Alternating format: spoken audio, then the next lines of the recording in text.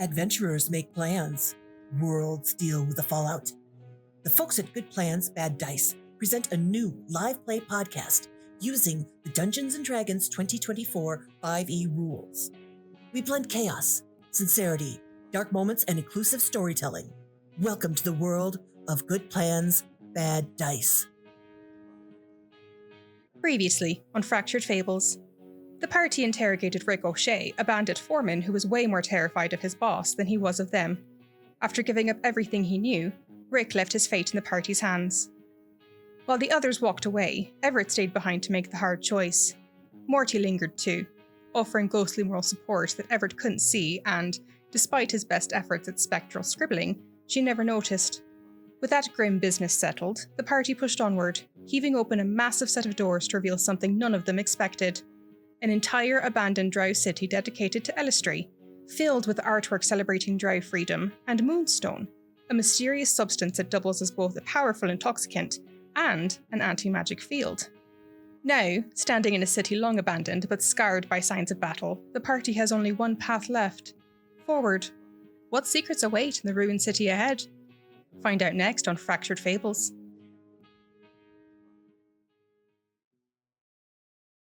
City slaps a hand over her mouth, so nobody can get mad at her for talking and alerting the voices.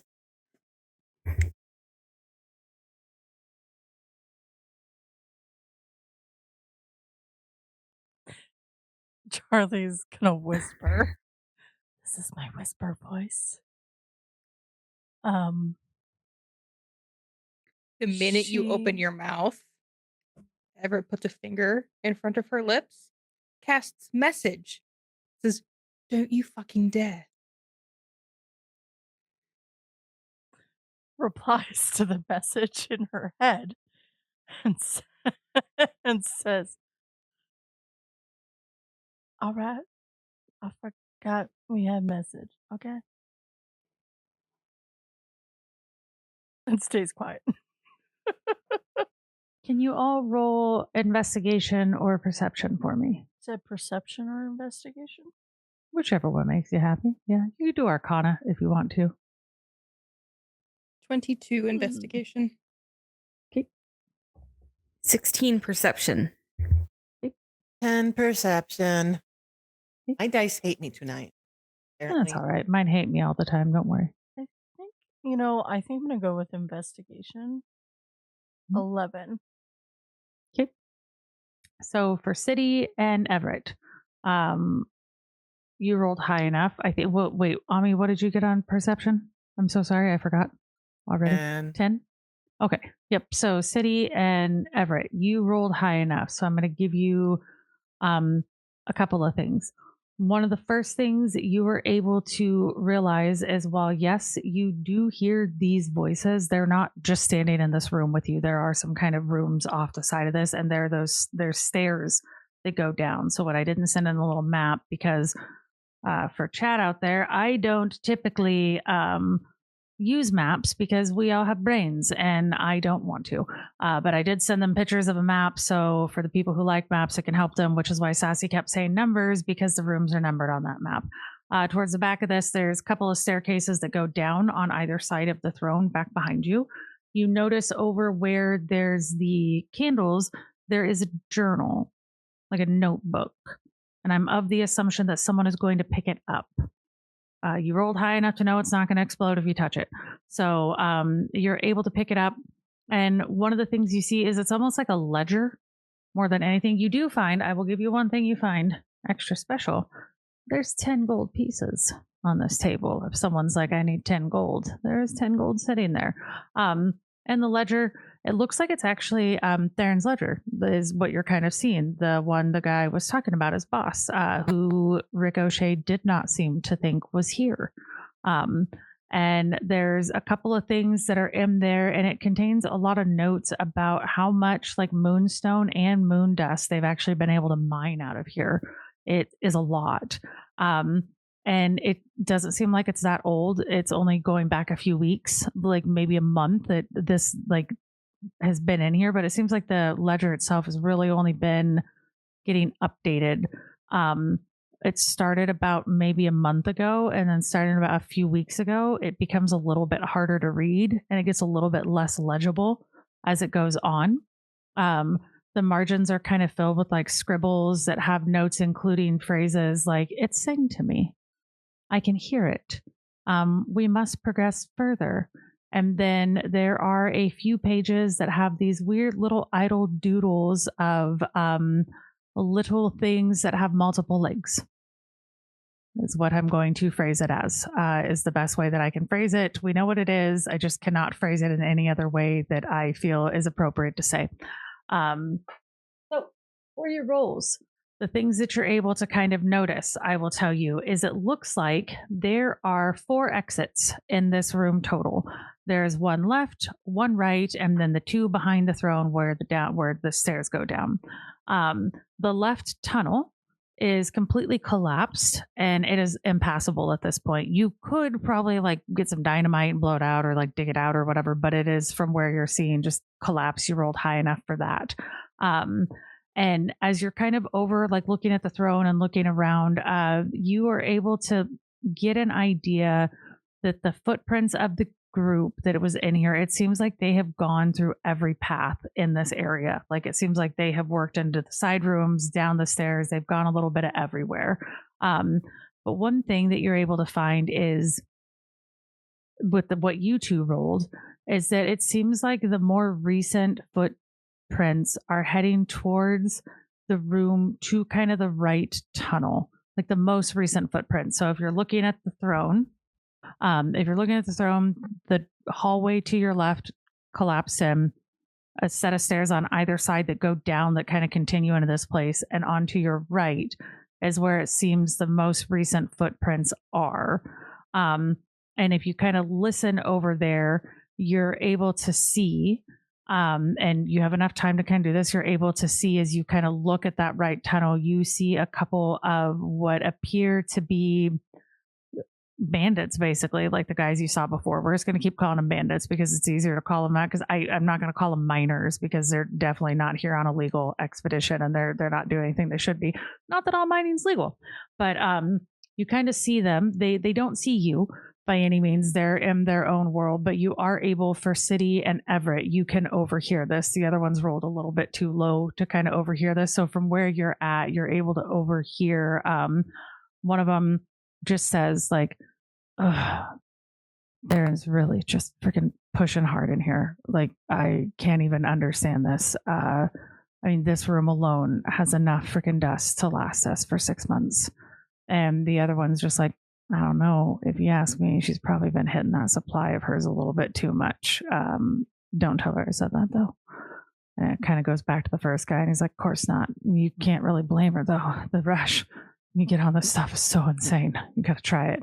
He's like, nope, I wouldn't know that. And he goes, really? You haven't tried it yet? And he's like, I've seen what people are like on it. I think I'm going to just kind of keep my focus up and not mess with that. And that's what you're able to overhear. So you do have some options, what you'd like. You are able, that you have so many choices that I'm just going to lay out what they are for you, because I love this party. Sometimes I think if I give you the options you have in advance, it is helpful. This is for City and Everett to know. You get the idea that you can go up and you can mess with these bandits. Like, you could attack them. There's 2 of them. There aren't other ones. You could take them out quietly. You get the idea that you could set up like an ambush. You could try to talk to them. You don't know. I would say with kind of, you didn't do any insight, but I would say maybe you would get the feeling from the conversation you overheard that these are people who work directly with the boss, that Ricochet was willing to die versus dealing with. So I'll let you do with that what you will. Or you can just try and move on and leave them behind. You could try and do that. You don't know what will happen if you leave them behind, but you are able to kind of pick any of those choices that you would like. I would say, I mean, you could come up with other options too, but this is mainly what City and Everett first are going to be able to put together.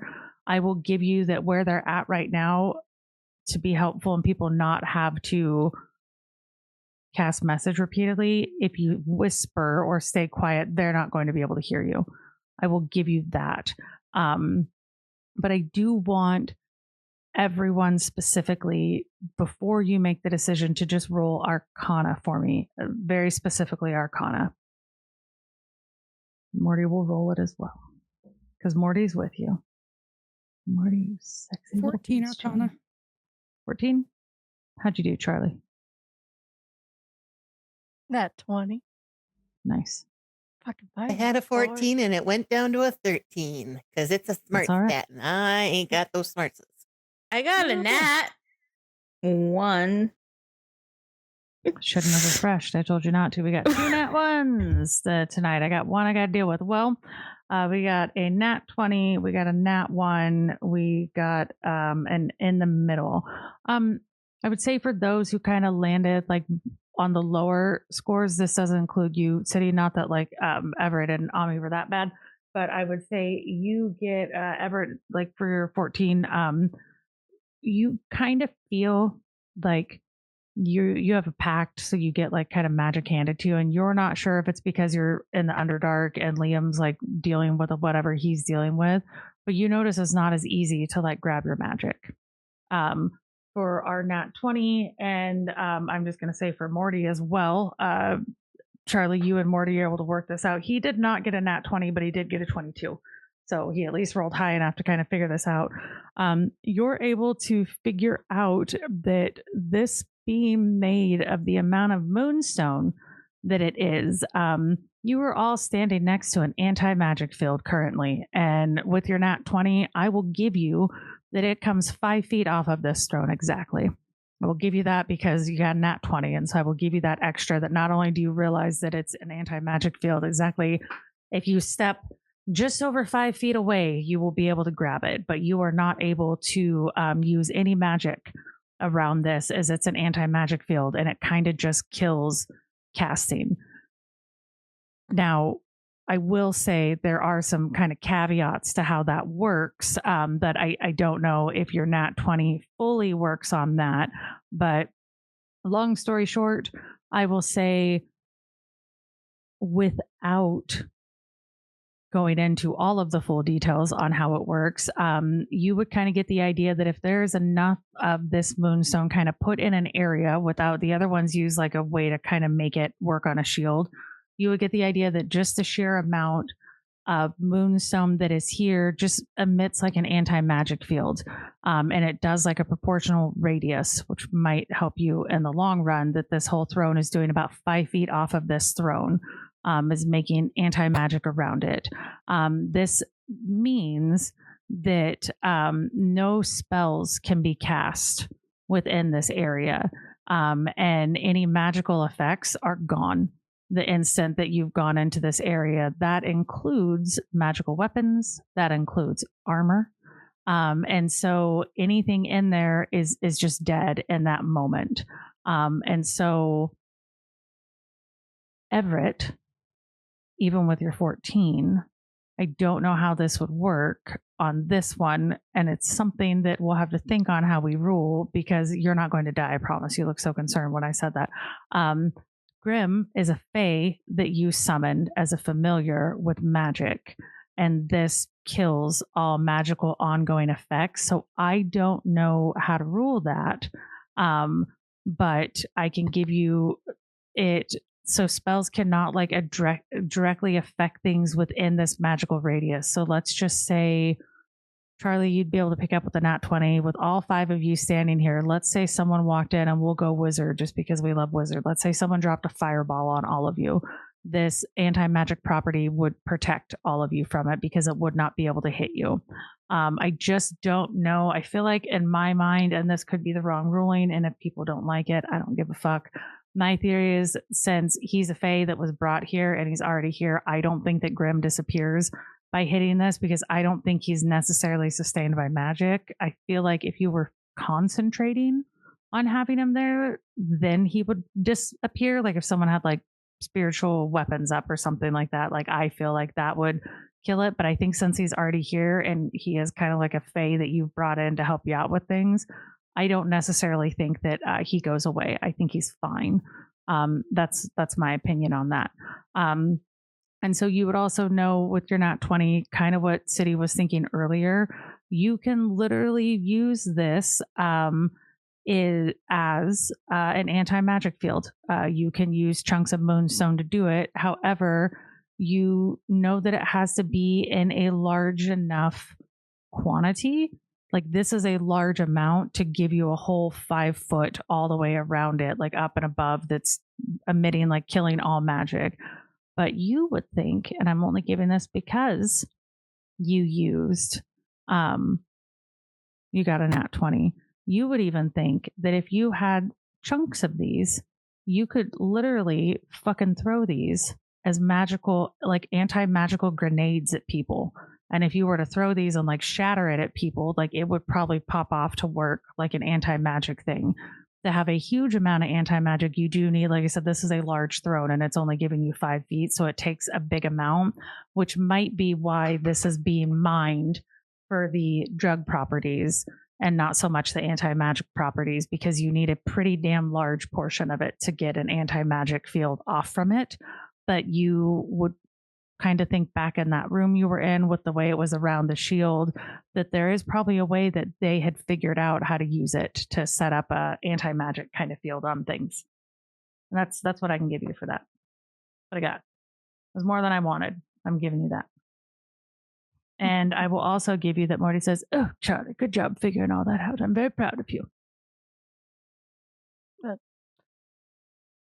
Thank you. This is also whispering.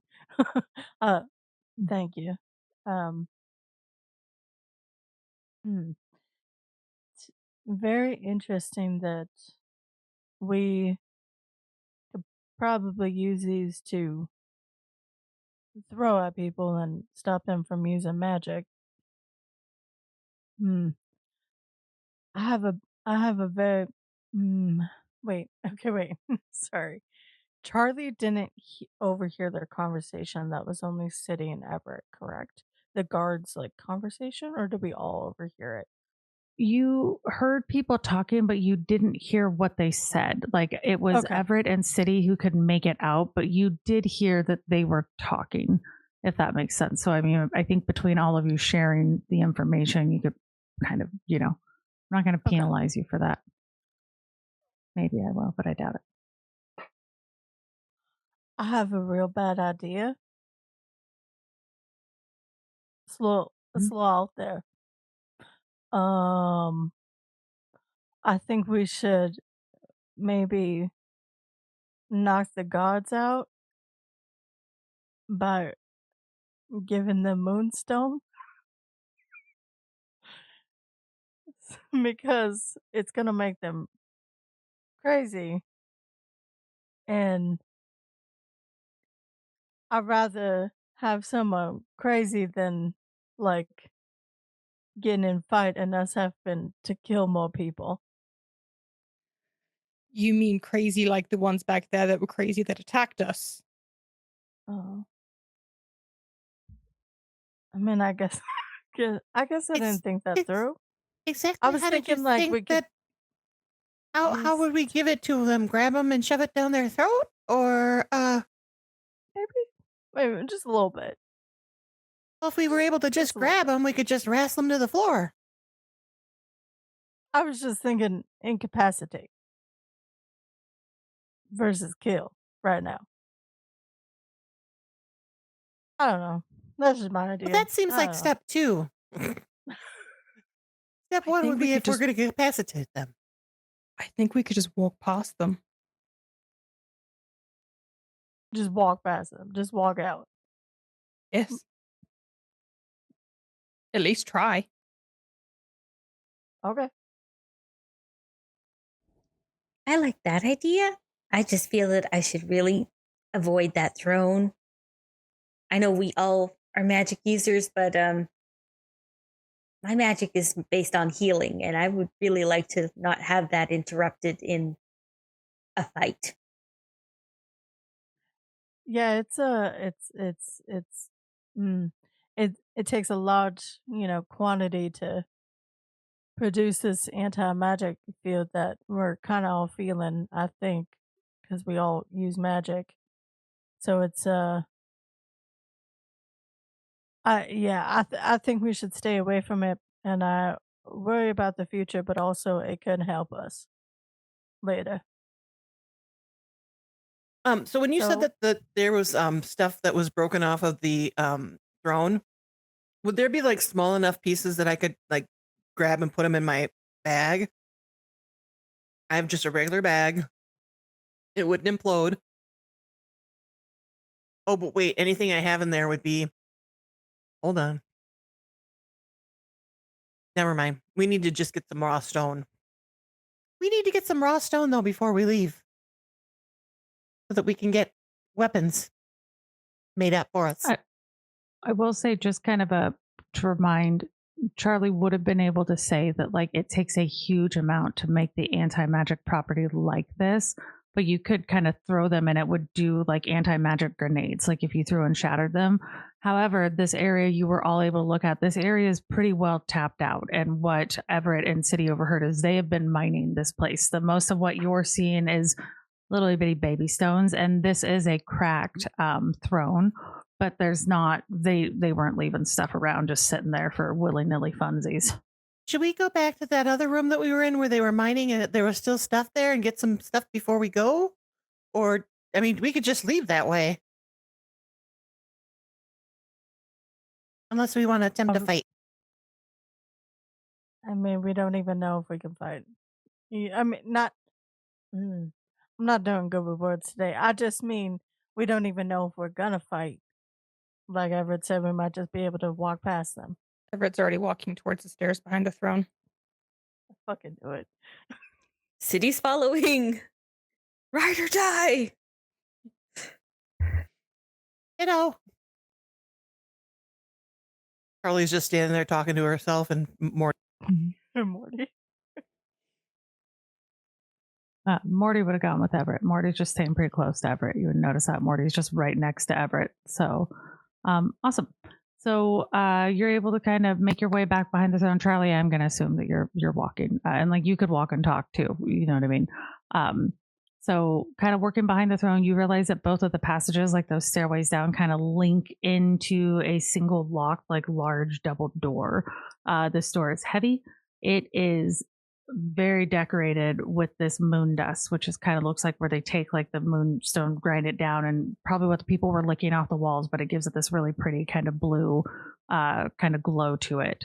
There is an elven skeleton that just kind of lies on the left side of the door. The skull is broken. Does anybody want to roll like a medicine or nature check and look over the skeleton, or you want to just... You don't have to. I'm just giving you the option. I want to give you choices. I have a 4 in either one of those. Excellent.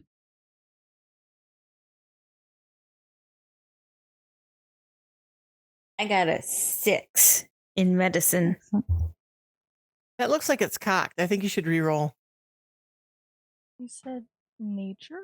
I could do a nature. Or medicine. You can do either one. Nature or medicine. I'm happy with whatever brings you joy. 27. Nice. How'd Everett do? Just out of Oh, it was a 7 in nature. Okay, perfect.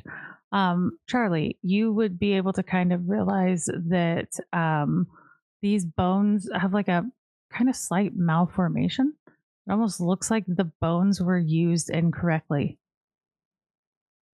which is strange. Which I would say would give you... Incorrectly. Can you clarify more on that? Sorry. It looks like something happened to the skeleton while... Let's think of a couple of ways to phrase this. Let me phrase this in a different way that might help you figure out what to do next. So I'll do it this way. This skeleton, as you're kind of looking it over nature-wise, looks like perhaps when they were alive, something fucked it up in this spot. Okay.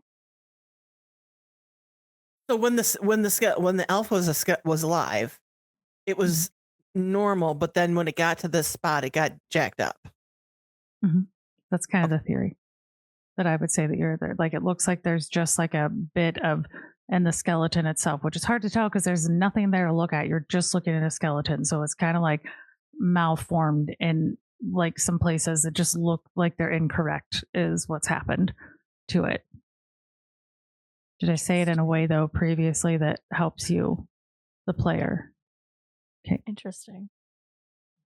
So like leaning more towards elephant man as opposed to being attacked by a weapon? Like it looks like a natural growth? This is Squishy asking, not City. Well, I can't tell you because I have to know what Charlie's planning to do with the information, and then I can tell you.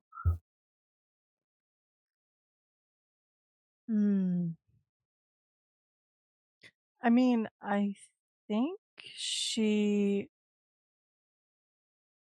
would probably relay that there's something. Okay. There's something different about this skeleton. It's it's not correct, and it looked like it has been fucked up a little bit. I don't know what to make of it. There's something off here for me.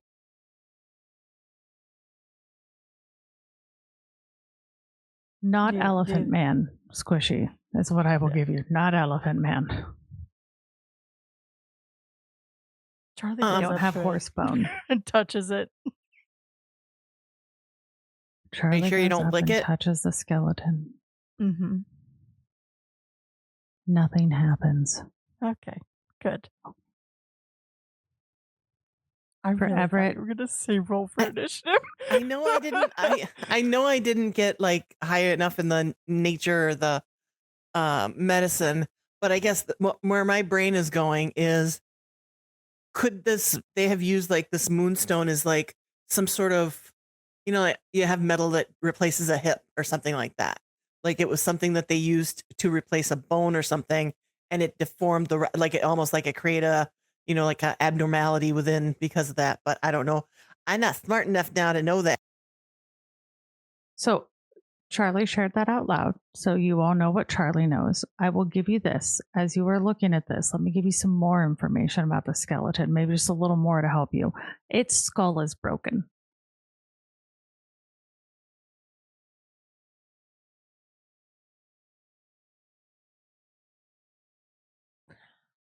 Okay. Charlie goes up to it, touches it, and is looking it over. Is there anything besides, like, is there like dead, like moth-eaten clothes, or like everything else that has been seen? No, just the skeleton. Its skull is broken. It looks like something fucked it up in real life, which caused it to look a bit malformed and kind of it's sitting there incorrectly for years. The skeleton has been kind of there. I'm just going to change used incorrectly to, I'm just going to go with sound, just sit incorrectly. Okay. Did it get a BBL? I'm gonna take. You wouldn't know that off a skeleton, sadly, I don't think. Yeah.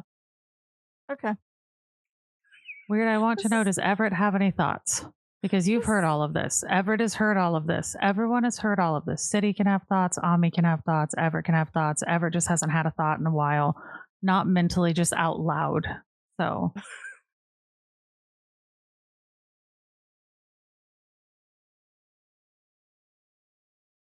Everett just wants to look at the door.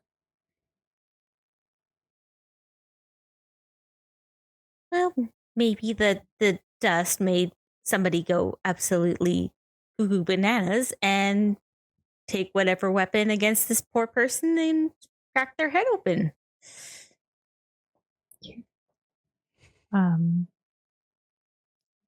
Everett wants to look at the door. Roll me a disadvantage deck save.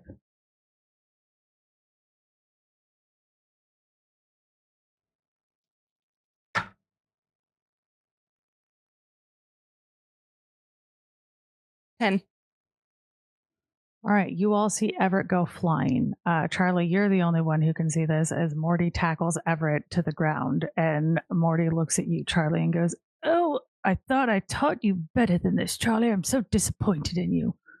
Can you not tell that the man was slung open by the damn door and it smushed him in the wall and broke him? He's right there. The doors are there. There's a trap on the door, Charlie. There's a trap on the door. Look at the door carefully. Unarm the trap. And like points at it. Don't step in front of the door. You have to get it off to the side. Look where he is. Look where the door is. The trap. There's a trap there. Right there. Hold on. Charlie will follow the instructions of Morty and go to the side and stand. This is where it needs to be disarmed. Right there. It's points. Right. It's right where the skeleton is. You can get the idea that what I say is bones were used incorrectly, is that you could use the bone. People have been using the skeleton to disarm the trap. He has his head bashed in because he got hit by the door with the trap. So you just need to slide a hand to disarm the trap. This is like a fucking door itself. Is it open? Every time though, the two biggest BBEGs in D&D are scheduling indoors. This has been well established. It has always been scheduling indoors. How'd you do, Everett? 25. Perfect. You were able to disarm it because surprisingly it was a higher sleight of hand roll. It was a 19. You kind of hear like this click. The way you have to do it is a weird way that you're able to look at the skeleton and go, oh, this is why the skeleton looks funny. And you kind of like shift the hips and move it. And you're able to like pop this little lever that's like hidden up against the door. And the door kind of slowly opens up. And you're able to see that it's on like these spring-like hinges that if it were to just be pulled open, it would work like almost like a pendulum or like a club where the door would just slam open and smash you in the wall, which you skull broken can tell from that guy. And then people figure it out and they just use him, the skeleton, over and over again to untrap the door so they can get in. I will also say that you're able to get the idea that when you go in, the door will close behind you. Would you like to go in? Yeah. Excellent. Yep. Charlie, for some reason, you see Morty dusting himself off. No, he has no dirt on him. He is a ghost, but he's still dusting himself off. Of course. Got to be proper. He has to be clean and looking good. Beyond kind of the door, you would be able to realize, again, I'm going to say for sure, Ami and Everett would be able to realize this. I don't know about City and Charlie. Only you two can decide. You have made your way into what appears to be the royal chambers. They are completely fucking ruined. It looks like above, like there used to be just like an insanely like, what's the word I want to use? Decadent. That's the word I'm looking for. Like a decadent chandelier that has just been ruined. So you kind of see that this chandelier is pretty beat up. Across the floor, there are broken fragments of moonstone just kind of scattered beneath and around this chandelier. Almost the size of things that someone could pick up and put in their bag. Almost possible. You also look around and you do notice that like these like once beautiful walls are just like scratched. There's scratch marks on them. There's cracks. It looks like every piece of furniture that was in here is just in like old dusty shambles. Again, the feeling that no one's been here up until this group of people kind of started mooning it. I've moonstone mining. Mining it. That this was just an untouched place for a long time, that nothing was in here. You are able to look around and notice that with the door having opened, there was also a skeleton on this side of the door.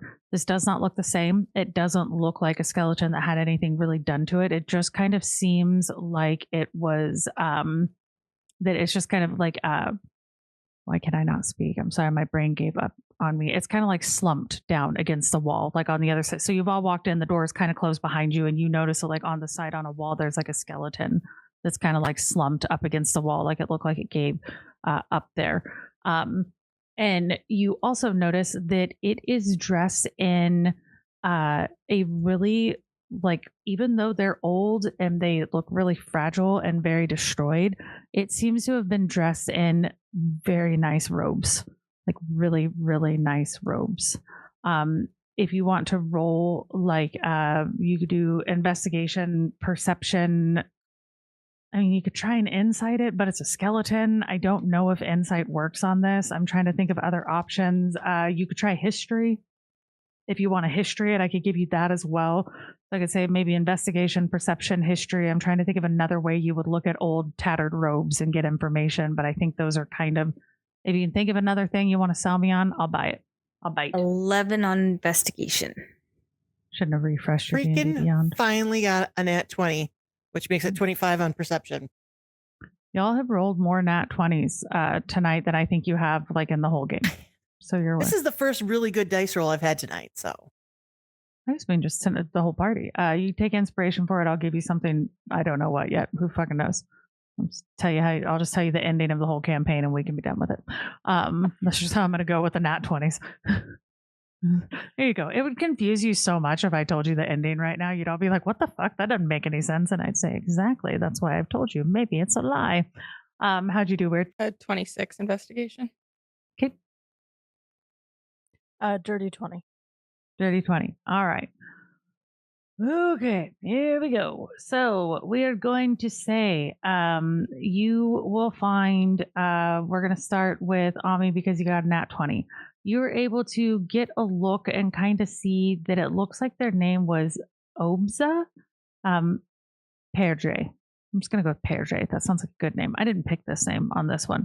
Otherwise, I would have used one of my NPC names. What you're able to pick up pretty well by looking at these kind of like really old, fragile robes that have been here again for hundreds of years. You are currently looking at who would have been the ruler of this place.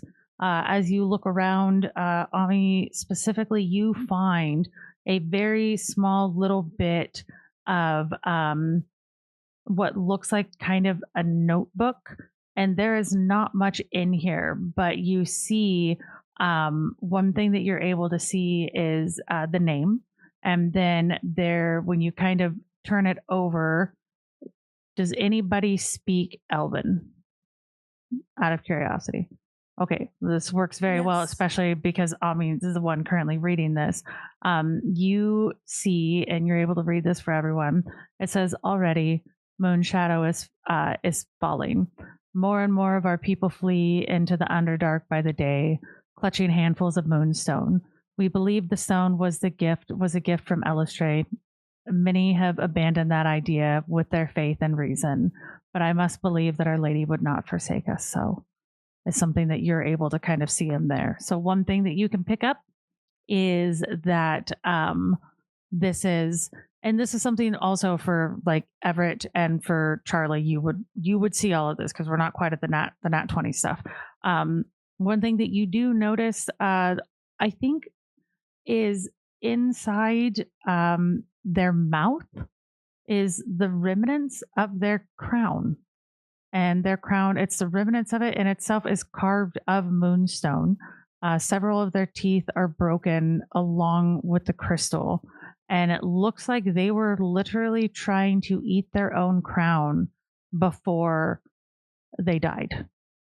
Now, with your nat 20, you would be able to get the idea that anyone who was wearing this crown would not be able to cast any magic of any kind, even though the crown doesn't look like it has as big of pieces in it, which is something that might pique your interest. And the idea that it seems like you need a big thing to make an anti-magic field, but maybe somehow the people who lived here had figured out how to use smaller pieces to make anti-magic properties work. On some of the investigation, you will see that there are more scratches on the wall, just kind of buried beneath like hundreds of years of just like this dust and grime that's kind of built up there. You're able to find on there, and this is kind of for your nat 20, scribbled in Elven, it says, "We never escape the spider's web." And so you were able to see that. The other thing you can find with your nat 20 is you find some loot. You are going to find 160 gold that's sitting around there. And then you will also find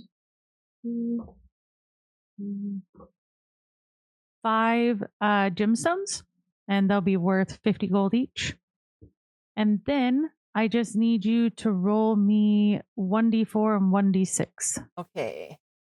That is a 3 and a 1. Perfect. You find 4 good-sized chunks of moonstone. And you would know with your nat 20 that all 4 of these are going to have anti-magic properties, that they will all work. So careful what you touch it to, and careful what you have it around.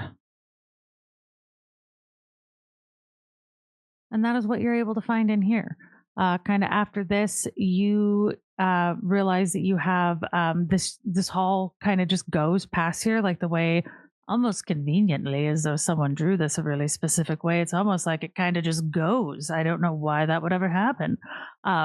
You've gone from where you're at in this main kind of living quarters, and you can tell that there are like hallways. There's 2 other hallways just to your left. You've got a hallway that you come out of this living quarters. There's 2 other hallways.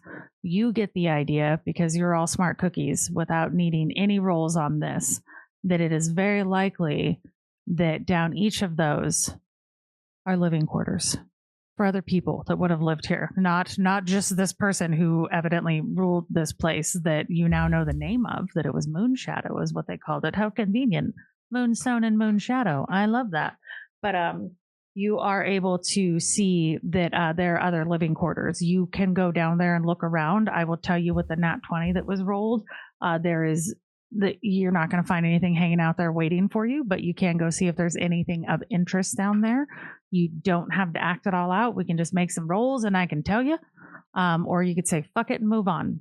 It's up to you. I support whatever decision you all want to make as a group. Trekkie's too much of a Luke Goblin. All right. We're going to roll from Trekkie. Squishy, are we getting a roll from City, or what are you doing? I'll roll. What do you want me to roll? Oh, well, I'll give you what you can roll in just a sec. Ami, you rolling, or are you saying fuck it? I'll roll. Weird. You gonna loot goblin with us? See what's down there? Might as well. All right. You can roll. This is most likely going to be investigation, but I can also give perception. And if you have something else like an insight or something, maybe I can give you as well. You're trying to find loot, so Another nat 20.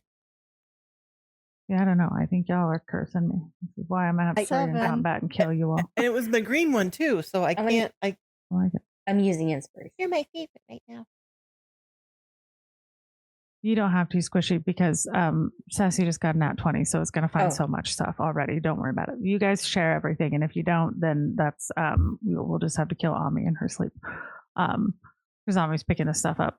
So I could say with a nat 20, you will find something's still been living in the area.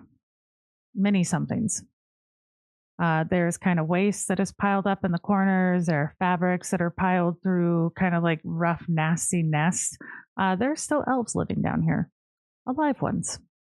You're kind of able to put that together with your nat 20. They're not down these living quarters that you're in, but you are able to put together that there are still some elves living down here, which strange. What you find in here is that is 180 gold.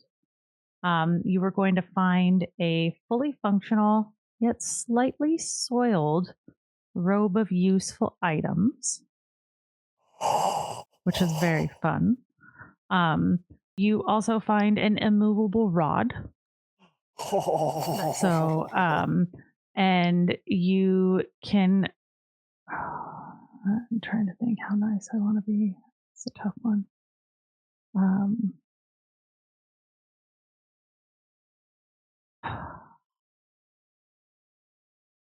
You can roll for it. I'm going to do this because you've gotten so many nat 20s tonight. You will find a portable hole. If you all try to abuse this portable hole, I will fucking take it away from you. I want you to know in advance. I'm saying this with all the love in my life, but I am letting you know that portable holes, and any time I've given them to a group, they have abused them so violently that I have taken them away with everything they put inside of them. And then you can find, so we've got an immovable rod, we've got the robe, we've got the money. You find a, sorry? hole. Yep, the portable hole, the immovable rod. You've got some money. You found the robe. You can find there are 2 sets of shoes. One of those look like the boots of Springing and Striding. I cannot remember the exact name of them. And the other one, weird, pretend that I'm not saying this, the boots of 8-legged creature climbing. So those are the ones that let you walk on walls and stuff like that. And that is what I will say that you found in there. I believe I give a fucking Thank you. out. I'm gonna regret I'm that. so excited. I've never gotten a movable rod before. Movable rod's great, but I'm just saying, I'm just waiting in life for. It just brings me joy. I'm seriously, I'm wearing this shirt tonight, and I get an immovable rod and a hole. When an immovable rod and a portable hole meet, what happens? Anyways, so that's what you're able to find. After that, you can kind of continue on. The very next section that you were able, unless you all want to stop or anything for some strange reason, you can, but that is, I promise with those, you did clean that out. You got a nat 20. So you're able to move into a bit of the next area. And this is a forge. I think most of you are at least somewhat familiar with what a forge looks like. You don't have to make a roll to know if you know what a forge is. If you don't know what a forge is, you have never used a weapon before, and you all have to give up your proficiencies in any weapons. That's my rule. So what you see is this was probably used by the elves who lived here to kind of collect and refine this moonstone specifically. You can tell that it's easy to tell without a bunch of rolls or anything like that, but you are able to tell that any of the excess moon, it's gone. Like, you're assuming that the people who have been down here, they've taken it. Like, it's no longer here. They've yoinked up whatever moonstone. They've probably licked the moon dust off the floor and the walls as they can. One of the things you kind of notice, the room is taller than most of the living quarters, which I think would make sense for most people as they're trying to ventilate. You know, this is a forge, so they're trying to ventilate it a little bit, get some air out. There is kind of the signs of like the moonstone and moon dust on the floor. It's on the tools themselves, like little remnants of it, but it's not enough unless you're trying to get high. Let me know if you want to try it. If you want to try some moon dust, I'll tell you what happens. You never know. You might change your mind one day. And then you are able to kind of like I'll give you this for the nat 20s that have been rolled. You could, I love that squishy, and I would like to get you a pair of those. You could take the guess with your nat 20 that you could probably go sell some of these like tools if you were really desperate. I don't think any of you are desperate for money. You'd probably catch maybe 50 gold by selling the tools, just because there's some Elven Mage Forge tools.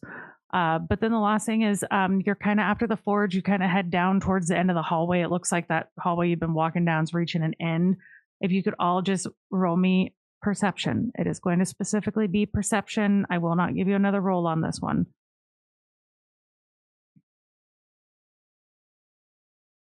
Got a 13. Yep. I got a 12. Yep. I got an 8. Yep. Well, I got a 5, so we're fucked. Actually, I just needed the 12. So City and Charlie, you were able to hear this. I wasn't trying to make it hard. I just needed someone to, that's why I said perception. And I know some of us don't have all of our stats on perception. You hear the sounds of fighting coming from up ahead. It is something that you were able to hear. Now, I'm going to give you some options to try and help you out a little bit. You are able, just so you can have a plan that you can make as a group before you jump into this without me saying that everyone's going to listen to everything you say and it's going to fucking take forever. So you're able to see that there is a bit of a foyer like up ahead. And you're able to realize that the fighting is kind of not in that exact room. So you can get into there and you're able to kind of, if you want, do a little bit of setup where you could just kind of get prepared. Because you could see inside, like you've got a foyer, but then you're going to be in this kind of like room, and just outside of that foyer is where the fighting's happening.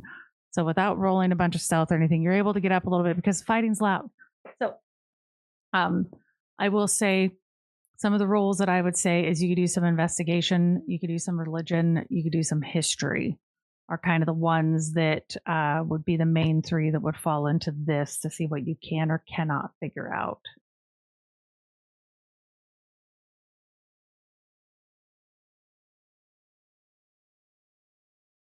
I got a 19 for history. History? Okay. What were the rules again? I'm sorry. Religion, history, or investigation. Okay, I got a 27 investigation. Okay. I used insight and ended up with a 9 in religion. Okay. I got a 17 on history. Sorry, I muted before. Oh, you're totally fine. Does anyone have the same stat with their religion that they do for history? Since we had 2 history rolls, out of curiosity, like, are you about the same? Your religion, history, the same, Sassy? Yeah, yeah, they're both -1. Okay, no, perfect. Mine's the So I'm same. gonna My Okay, religion the- is +1, and my +1? history is 0. 0. Okay, same. Okay, and I don't need to know. I was just wondering because I'm gonna give you all different options. I mean, you could kind of get it this way, but I'm gonna just kind of help you out a little bit. So for the gonna kind of hit you with a few things. So what you're seeing just outside this like foyer is what looks like a really large kind of room, right? So you got the foyer and it serves as like the entryway into like a big area beyond. What you're able to see is there is evidence of these kind of remaining elves is a lot more present here. There are filthy stains on the walls, overwriting like these once beautiful, like what you could tell murals that you now are of Eilistraee. You are starting to notice that like there's purpose to the filth that's in there. It almost looks like they've been like using this grime and dirt and all of these other things to kind of desecrate this area a bit. You realize that they have been modified on purpose to add legs kind of to change their look a little bit, like a different drow goddess that might be out there. You've been seeing that has been happening. And then with it, you would also realize by looking at this, what they're doing is they are pretty much desecrating all of these murals and paintings of Eilistraee and making them look like wolf is like what they're doing. And with your checks, you would know, especially if it's religion history, you would know that is they're enemies of each other. Like they're big time enemies. They don't get along. They don't have tea dates. They are not friends. What you're able to kind of see from your investigation is you notice that there are some bandits fighting these elves. And what you kind of see is there are the remains of what you're able to tell were the Eilistraee elves that had lived there before. So all of the remains that you've been seeing are probably the elves of the people who were originally in Moonshadow, which has been gone and abandoned for years. So you now have these 2 little factions. You've got kind of those bandits that were probably down here trying to look for drugs or money or whatever. I don't want you to think every bandit is doing like moondust or whatever, but you're now at the point that you are able to see that they are fighting what we could kind of call like not some nice elves. We're looking at like not nice drow kind of up ahead, right? They're not being super chill. It looks like they came here, they were living here specifically to desecrate this temple, probably as proof to Lolth that like they were loyal and they wanted her to be happy. And so you see them fighting. I would say with all of your roles, you do kind of have the idea that you could choose to intervene and you could choose to help the bandits out who seem to be fighting them. You could choose to do that. You do have the ability, or you could try and see if you could just sneak past this whole entire fight and let them fight it out and hope that whichever group comes out on top doesn't come chase you down or doesn't realize you're here. So you kind of are left with a few options that you can choose to join the fray and help out, or you can choose to just say, not my monkey, not my zoo, bye. We'll give you that based off your roles. I will let you all decide. The conversation you have will not be heard by them. So don't worry about that. You are able to talk it out and choose. I like the sneaky idea. I'm up for sneak too. Maybe Everett's rubbing up off on us. Well, here's the thing about sneaking. You can try it, and if you fail, you still end up in a fight. So you can try and avoid the fight and hope that you avoid it, or you end up in the fight that you were going to dive into head first anyway. So there's no real harm in trying. So does that mean you want us to go invisible? I know that doesn't work for sneaking. I'm just giving. Never mind. I I think whatever you guys decide, because I think I'm kind of along for the ride just because I'm more fascinated by everything and I'm trying to picture about what's happening and trying to take in the information. So I'm along for the ride. What's Morty's vote? You'll just see like Charlie's head kind of bonk forward. And Charlie said, Charlie, you are not along for the ride. You are an active participant in this, and you don't get to just sit there and ignore the fact that people are dying. I taught you better than that. I'm disappointed in you. And let her know my vote is to not be an asshole, Charlie. That is my vote. I don't care what side you pick, preferably not the creepy ones that are rubbing gross stuff on the walls. They might be bandits, they might not be on drugs, or they might be on drugs, but they're getting massacred. Disappointed. I know. I just. Oh. Go invisible and sneak by. Who does that, Charlie? I should have never taught you that spell. I'm sorry. I don't want us to get hurt. We've been through enough already right now. He says we should go inside and help the bandits, basically. Because we shouldn't leave innocents to die, even though they're not innocent, but innocent.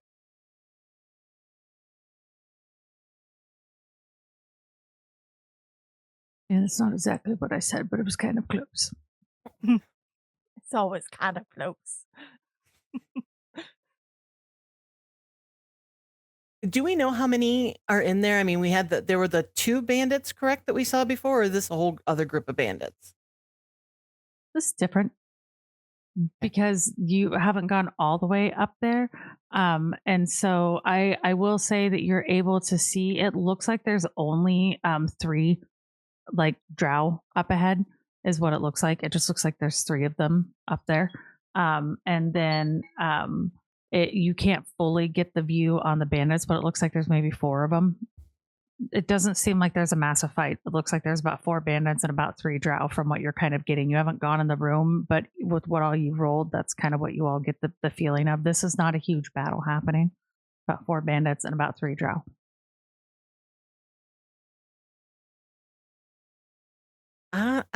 I'm sorry, but I still think we should try to avoid the fight now. If we do, I mean, because honestly, they're both bad. When you look at like level of bad versus bad, I just feel that it would be within our best interest to just take the stuff that we've got, see that what we can do to use this rock to make better, equipment and stuff for ourselves for the oncoming scariness that will probably end up. And if we can avoid a fight, that would be great. Charlie turns invisible.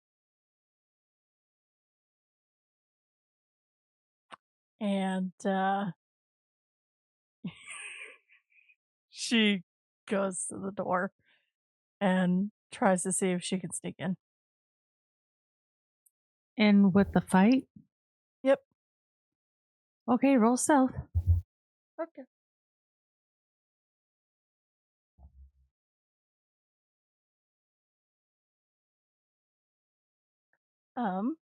I got a 16. Okay. City, what are you doing? She wants to stealth, and if they catch her, then she'll fight. For now, she wants to do her best ever impersonation, which is 15. Ami?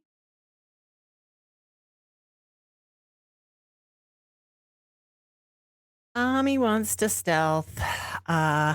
Unfortunately, she didn't channel as much Everett as she probably should have because she rolled a 11. And Everett, what are you doing? Are you stealthing in or are you going in? What's your plan? I guess we're sneaking. I got a nat 20. Okay. Everett, your stealth, your speed, you're wonderful. I can't give you much besides inspiration for doing that. For Charlie, you somehow make it by. For Ami, you see kind of everyone pause just slightly, and they look over at you, and you see the bandits are pretty beat up.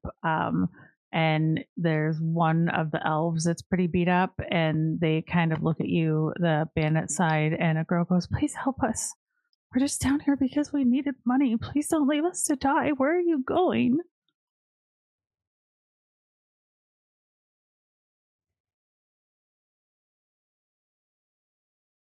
Well, that just pisses Ami off. You know, she never likes to see somebody in pain like that. And the fact that she said that they need the money and she understands. So she's going to, I guess, go into a rage just for fun and get some chiggles. And she is going to take out her sword and or long sword and rapier, and I guess go for the close. Is this? I mean, I'm assuming this is not a stealth attack because they saw me. You were sadly you failed a stealth roll on that one. And so they did see you. They kind of have this moment to pause. I will say that we'll have to go into initiative for it, but I want to ask for the others. City, Charlie, are you still fucking off? You made it past the stealth roll, so are you just going on? I'm not leaving Ami alone, and she doesn't want to leave the hurt and dying people alone. Charlie? So she's invisible and she wants to go up, if she can, as close to behind to get like an ambush move, I guess, is the best way to describe it. So you do want to go and help. Who are you trying to ambush? The bandits or the Drow? The Drow. Okay. And then Everett, what is your plan? Are you going on or staying with? Staying. Okay. I will say, Everett, you rolled a nat 20, and you get the weirdest thing of all time. You get a message in your head really quick that says, "Right, tell Charlie that not only does she owe me more, she fucked up big because Morty's gone." And that's where we end the session. Thank you for tuning into Good Plans, Bad Dice. This series stars Sassy Pants as Ametria, Ami, Bella Chathorn, Mossgrove, Squishy Werewolf as Obsidian City Schmidt, Trekkie for Life 01 as Charlie Blackwood, Weird is All I've Got as Everett, and Lurking Sam as the Dungeon Master. Good Plans, Bad Dice would like to thank Squishy Werewolf for the artwork. Our music is provided by No Copyright Songs. The track is Help Me, Help You by Shia Maisel and Clarks, and can be found at ncs.io or at their NCS YouTube channel. Thank you again for listening. Be sure to check us out live on Twitch Friday nights at 8 p.m. Central Standard Time or on video on demand after the live broadcast.